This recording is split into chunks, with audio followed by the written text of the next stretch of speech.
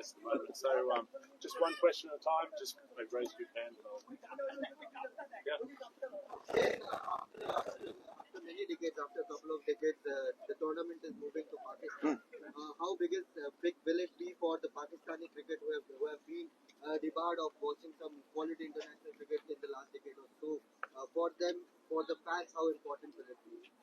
Oh, it's going to be huge for the Pakistan cricket fans to be able to have an opportunity for world-class cricket to be able to be in the country. It's certainly, I was very fortunate to be able to experience it in a slightly smaller scale playing the Pakistan Super League in Pakistan, and that was my first experience going back to Pakistan.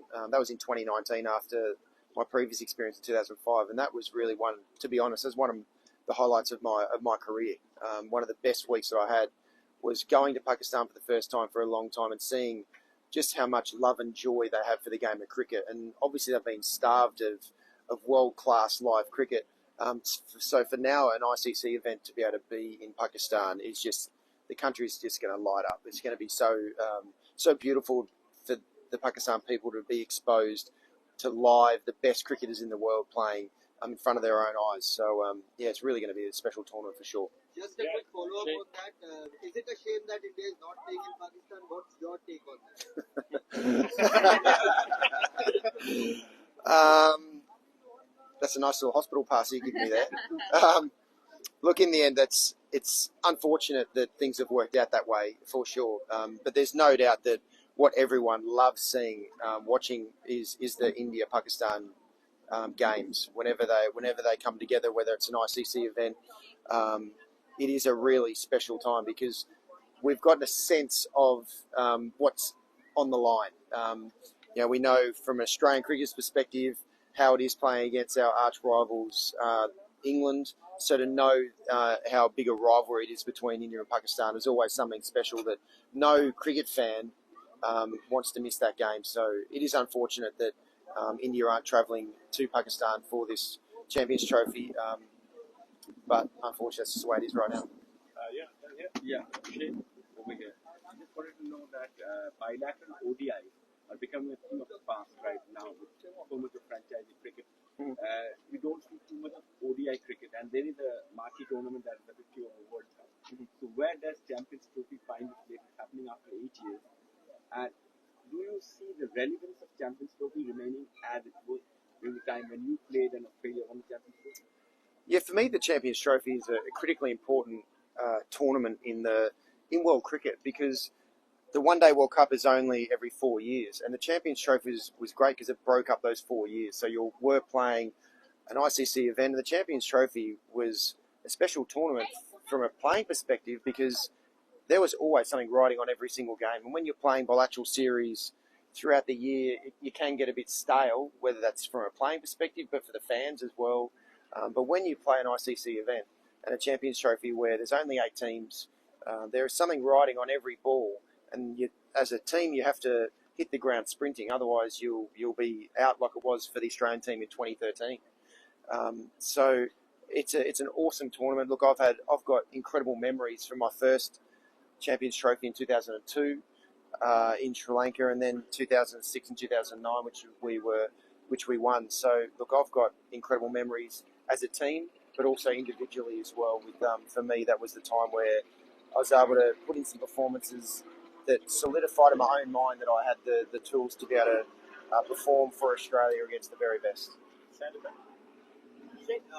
follow up to that question, how do you see the future of ODI cricket now? You just asked that now bilateral ODIs are not happening. People are more accustomed to T20 cricket. Do you see any changes in the format? Maybe some that, like the Sachin Tendulkar suggested, 25 over, 25 over. Any changes do you see, or how do you make ODIs more interesting? Look, ODIs are very interesting when there's something riding on every single game, and that's where the Champions Trophy provides that. That's from a playing perspective. The players love playing in those games, in those tournaments, but also the fans love watching those because they are fully engaged in every moment of every game. Because if the team gets it slightly wrong, then you're out of the tournament. Whereas the bilateral series, there's not as much context in general across the board, and that's why the more tournaments there are, like an ICC event like the Champions Trophy or the World Cups, that's when the fans really are fully engaged and the players are really putting it all on the line as well. There's no sort of cruise control at all in a Champions Trophy or an ICC event. So, for me, that's the way that you provide. You keep giving one-day cricket the energy that it needs. Because it is a great game, it's a great format, it provides that balance between Test cricket and T20 cricket. We never want to lose the format of one-day cricket, but there needs to be context as often as possible, and that's where the Champions Trophy certainly provides that. Rohit? Just want to ask that, how do you see, Rohit Sharma and Virat Kohli, specifically the way they both played their last 50-over tournament in India, including the three World Cups, and after that, the kind of discussions, the kind of, at this point of time, what they are, going through here in Australia. Do you think that what happened here is not going to influence, this specific tournament at all with Rohit Sharma and Virat's impact in one-day cricket? It's going to be different conditions where they're playing in Dubai. It also, one-day cricket does really free them both up as well.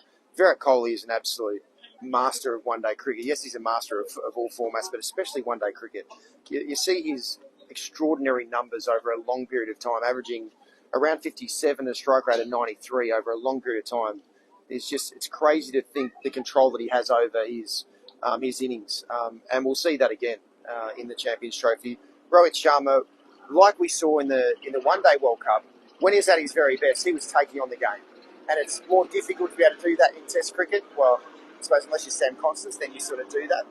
But outside of that, it's more difficult to be able to do that. And Rohit Sharma hasn't been able to find that balance here in Australia. But when he goes over the batting in one-day cricket, he lets loose. And when he lets loose, that's when we see the very best of Rohit Sharma. So I'd be very surprised if he doesn't perform really well in the Champions Trophy, knowing that he probably doesn't have a lot of time left, whatever that is, but a lot of time left in international cricket. So I'm sure he'll let the handbrake off. Do you want to repeat that question? No, I won't do that to you. So the Champions Trophy, look, the beauty of it is, yes, it's only 8 teams, but it does mean that every game there's something riding on it. Like for me, with the World Cup, it's a great thing that the smaller countries get an opportunity to be able to play in a World Cup, which is an amazing experience. But to be able to distill that down, just have 8 teams, whether it's 8 teams or 10 teams, but every team that you're playing against is incredibly good, and every team knows going into every game they have to be at their very, very best. And there's not, apart from like the stage in the World Cup when it moves into that, for it to start out, for a tournament to be able to start out so cutthroat from that very first game, I love it. I always have. I love playing it, and I know the players love playing it as well, and the viewers love watching it. Yes, it means that there's only 8 teams that play in it, and a number of world-class teams do miss out. But I do love the thought of it really being a high-end tournament where there is something riding on everybody. Yes, it's traditional for the captain to attend the pre-match press conference. Is everything okay with Rohit? Have you confirmed an 11 for tomorrow? The thing is, everything is fine with Rohit, and I don't think so it's anything traditional. I think the head coach is there. That should be fine. That should be good enough. And we're going to have a look at the wicket and finalize it tomorrow.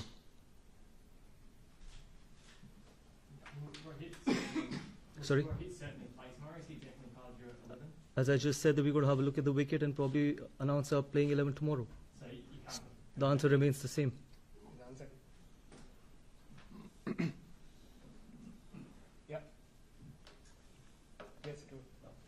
कुछ मैं ये जानना चाह रहा हूँ आपसे कि क्या कुछ कॉन्वर्सेशंस हैं, मतलब जैसा आपने कहा कि players to coach individual conversations होती है, बाहर नहीं आनी चाहिए, बट क्या 2 सीनियर प्लेयर्स हैं, नेक्स्ट WTC साइकिल शुरू हो रही है, इसके बाद ये बायलैटरल का लास्ट मैच है, तो विराट और रोहित के साथ क्या कुछ आपकी कॉन्वर्सेशंस जो आप बता सके हमें, ऐसी कोई कॉन्वर्सेशन? देखिए सिर्फ एक ही कॉन्वर्सेशन हुई है कि हम अगला टेस्ट मैच कैसे जीत सकते हैं, और इसके अलावा कोई भी कॉन्वर्सेशन नहीं हुई, क्योंकि हम सब जानते हैं कि ये वाला टेस्ट मैच कितना इंपॉर्टेंट है, और उसके अलावा कोई भी कॉन्वर्सेशन नहीं. Coach, any injury concerns in the team ahead of tomorrow's game? Yeah, Akashdeep is out because he's got a back issue, and that's the only injury concern. And second, as a player, you have seen transition in the dressing room. When you were Delhi captain, you phased out seniors and got in a lot of young players as a captain. Now as a coach, when transition is upon you, how do you see it as a challenge and how do you address it to maintain that fine balance of phasing out senior players and getting in young blood so that the team is ready for the next WBC cycle? See, I'll tell you one thing. I think Indian cricket will always be in safe hands till the time we've got honest people sitting in that room. And honesty is the most important thing for any transition. And it is not about phasing out senior players or getting the youngsters in. Ultimately, the only thing that can keep you in that dressing room is the performance. And it starts from all of us, not only from the players, from the coaches as well. And I said that Indian cricket, the kind of talent there is in Indian cricket, I think we will always be in safe hands. Yes, there'll be times when we might not get the results. There'll be times where we will have to be patient. And more importantly, I think, rather than only criticizing the young players, I think we've got to give them time to develop as well. They'll end up becoming world-class players as well. And that is what is important. And it is the role of not only the support staff, but you people as well. How you can probably not only criticize them, but try and help them out as well. Transition is not only for us. Transition happens for the entire country, and all of us are in it together. You spoke about transitions there, Gautam. When you look at the makeup of this Indian team, like different generations of cricketers, so how different are the conversations you have, like you said, with the seniors and the middle group, like Rishabh Pant and you, and the next generation that's come through? Yeah, it's exciting times in Indian cricket, because I've always felt that when the transition has happened in the past, there was one department who was carrying the team forward. But at the moment, if you see this transition, I think transition probably will happen in both the departments, and it has already started. You see some younger fast bowlers coming in, you've got younger batters who've been on their first tour to Australia and have done exceptionally well. Look at Yashasvi Jaiswal or Nitish Reddy or Washington Sundar, he's been on his second tour. So Akashdeep's bowled really well, Harshit. So I think that the conversation that has happened is only around how we can play well in this series.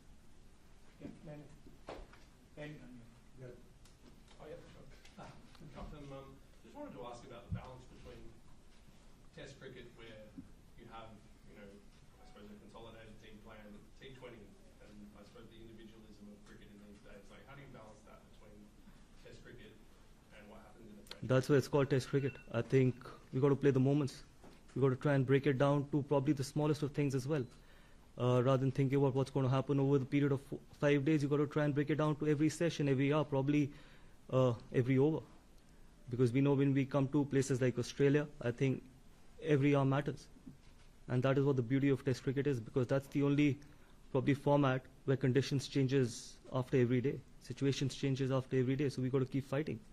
And that's why we love, every one of us love watching, playing, being part of the Test cricket. Yeah, Gautam, 3 out of the 4 first innings so far that have been big runs collectively. What's the key to putting up a score batting first? I know we got to fight it out, and that's probably one area where we've lacked in this series, and that's one of the reasons why probably we lack in this series as well. But again, I think we had a really decent first inning in Melbourne. Hopefully, we can take that confidence from there and try and get it to Sydney. We had a decent first inning in Melbourne. So how? You both can go together. Let's say there are a few attacking players in the team and few non-so-attacking. And so there is a tendency to encourage to play the natural game. And then there's a playing the situation. How, as a coach, what would you want? I don't want to take names, but you know what I mean. Natural game versus playing situation. If you had a discussion, what is your take on it as a coach? Look, there is only one tendency and there is only one discussion. That it's the team first. It's the team first ideology that matters. It's a team sport, and you got to play what the team needs you to do. That's as simple as it can get. People can play the natural game, but still, in a team sport, individuals only contribute. It's the team. If you need to play in a certain way, I think you got to do it. Rohit had said about Rishabh Pant in the last press conference he came, and he said he himself has to understand what is required of him. That was the words he used. How do you see that? See, I don't want to talk about, honestly, I don't want to talk about individuals. I think everyone knows that where they are. And as I just mentioned, that in a team sport, it's only the team. You have to expect players to do what team needs you to do. Whether they got to bat sessions, whether they got to be attacking, because that is all that matters in a team sport for me. You're down 2-1 in the series, talking about honesty. You've got a game on the line tomorrow, a series on the line tomorrow. How confident that you can win this game and retain the trophy? Extremely, extremely confident. We know we've got the skill set, we've got the individuals, we've got everything in that dressing room that can win a test match here. Not only here, probably go on to do some unbelievable things in future as well. So extremely confident. Coming after record-breaking crowds in Melbourne, what are you hoping the fans will expect? Hopefully the same amount of people here as well. And it's been really exciting, not only for the series, for Test cricket as well. We've spoken a lot about in the past about lack of crowds for Test cricket, but this series has been phenomenal. And it's always good to play in front of such big crowds. And the quality of cricket as well. And it's just the quality of cricket over the period of last 4 Test matches has shown that Test cricket is still alive, and it is probably the best format in sport. Last 3 questions now. Yeah. We heard you had a few stirring words with the team after Melbourne. Can you give us an insight into what the main message was to the group following Melbourne? I mean, those are just reports. That's not the truth. And I don't think so I need to answer to any reports, to be honest. And there are some honest words, that's all I can say. And honesty is very important. Honesty is extremely important if you want to probably go on and achieve some great things. Yeah, Gautam, Melbourne में पहले 2 दिन team India पिछड़ी थी, उसके बाद से जिस तरह से उन्होंने फाइट बैक किया, एक समय लास्ट डे ऐसा भी लग रहा था कि शायद हम जीत के लिए जाए, ड्रॉ लग रहा था सर्टेन है, वहां से जिस तरह से हारे, उसको किस तरह एज ए कोच और टीम का मूड, भाई सीरीज में ऐसा था कि हमने स्टार्ट अच्छा किया था, ये टेस्ट मैच भी अच्छा चल रहा था। देखिए, अगर आप देखें 4.5 दिन हमने बहुत खराब किया नहीं मेलबर्न में, एक सेशन, ठीक है, आप बात कर सकते हैं कि हम 100 रन पीछे थे पहली इनिंग में, बट आप ये भी देखिए कि हम किस पोजीशन से 2 यंग लड़कों ने हमारे को कैसे वापसी कराई उस टेस्ट मैच में। उसके बाद हमने ऑस्ट्रेलिया को 91 for 6 किया सेकेंड इनिंग में। तो ऐसा नहीं है कि बहुत ज़्यादा डिफरेंस था मेलबर्न के टेस्ट मैच में। यस, जैसे मैंने बोला, स्पोर्ट में रिजल्ट्स मैटर। आप यहाँ पर द रियलिटी इज कि हम 2-1 नीचे, बट मेलबर्न में हम 2-1 ऊपर भी हो सकते थे। एक वो last session, and that is test cricket, that is T20 cricket में शायद आपको ऐसा देखने को नहीं मिलेगा। टेस्ट क्रिकेट में आपको ऐसी चीजें देखने को मिलेंगी, क्या पता यहाँ पर बिल्कुल ऑपोजिट हो जाए। जो चीज हमारे साथ मेलबर्न में हुई, यहाँ पर सिडनी में ऑस्ट्रेलिया के साथ भी हो सकती है। That's why we need to keep fighting, and every over matters, every hour matters in test cricket. Good, thank you so much.